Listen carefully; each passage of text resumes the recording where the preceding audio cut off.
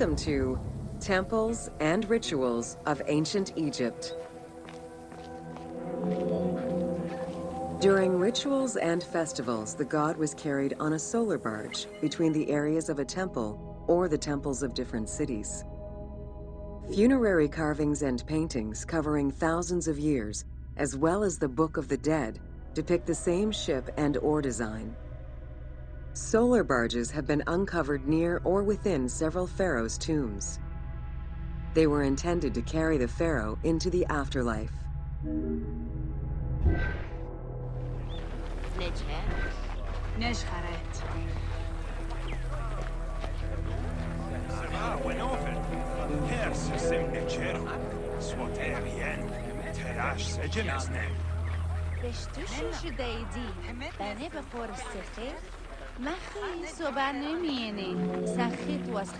Ancient Egyptians believed that Ra, the sun god, traveled the skies in a boat known as the solar barge. The solar barge was believed to cross over to mythological lands.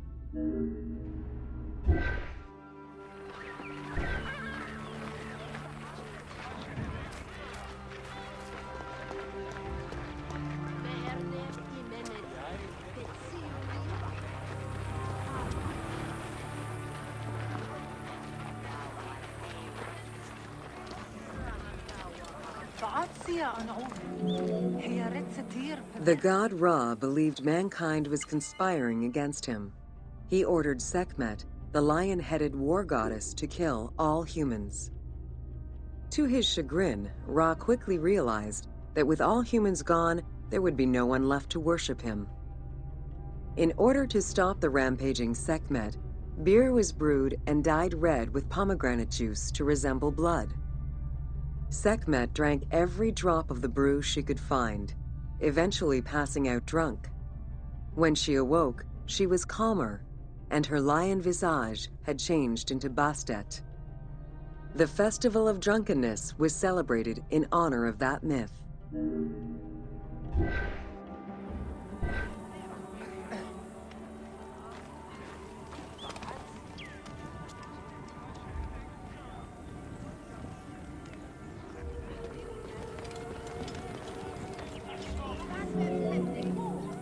Unlike the daily rituals that took place in the temple and were performed by priests, festivals allowed the entire population of the city to participate. Festivals helped mark the passing of the seasons in the agricultural calendar. In reflecting the cycles of life, festivals offered a sense of consistency and structure for the regular citizens, thus reinforcing the sense of order that pharaohs were to provide for the citizens of Egypt as part of their godly duties.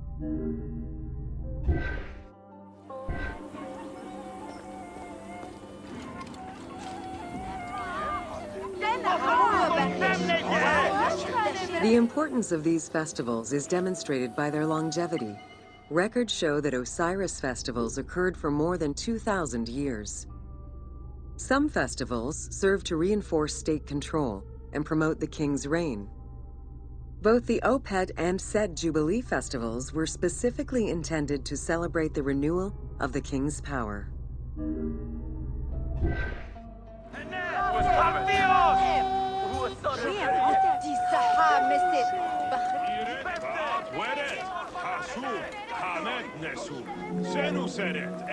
The temple hierarchy consisted of high priests, several types of priests, scribes, and servants.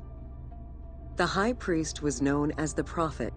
Some divinities had up to 4 prophets, and they were the ones to perform the most advanced and complex rituals.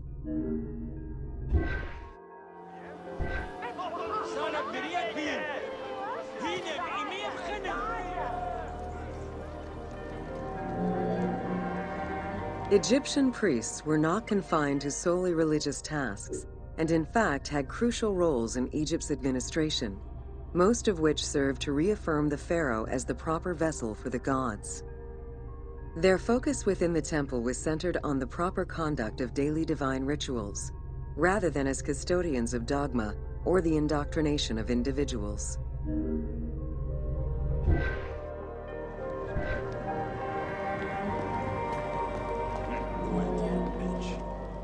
Scribes were custodians of the sacred sciences. Some priests were associated with the funeral rites and were considered the group with medical knowledge. The servants of the Ka were low-ranking priests who carried food and offerings in funerary rituals. Lector priests were distinguished by their ability to read, and their main duty was to recite specialized religious texts in both temple and funerary rituals.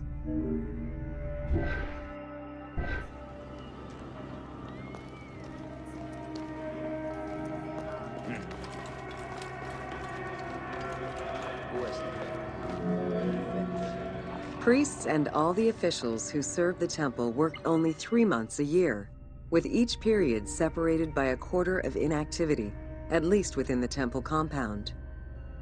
Each outgoing group handed over the temple and their tools to the newcomers. Only the high priesthood remained in permanent office within the temple.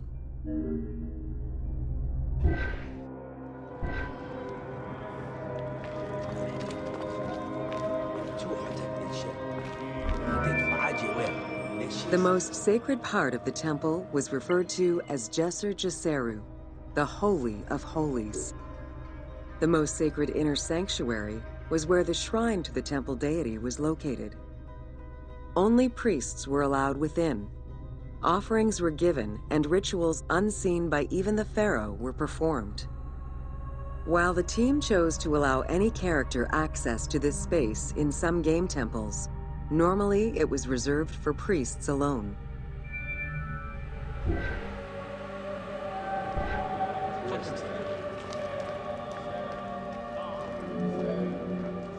Pharaohs and their priests often chose the site of these sacred temples because of some mythological connection or an alignment with the cardinal points and certain stars.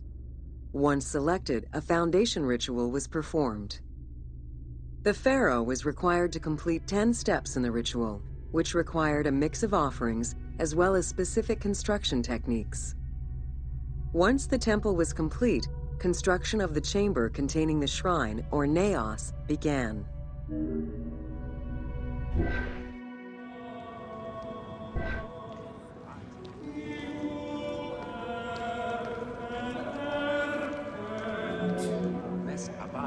The naos was where the god statue stood. The representation of the deity was usually in stone or wood and decorated with gold, silver, and precious stones.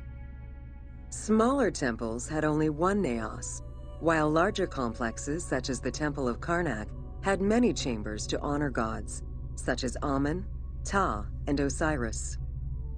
Each statue was believed to be a receptacle for the presence or essence of the god's Ka, enabling it to take a physical form.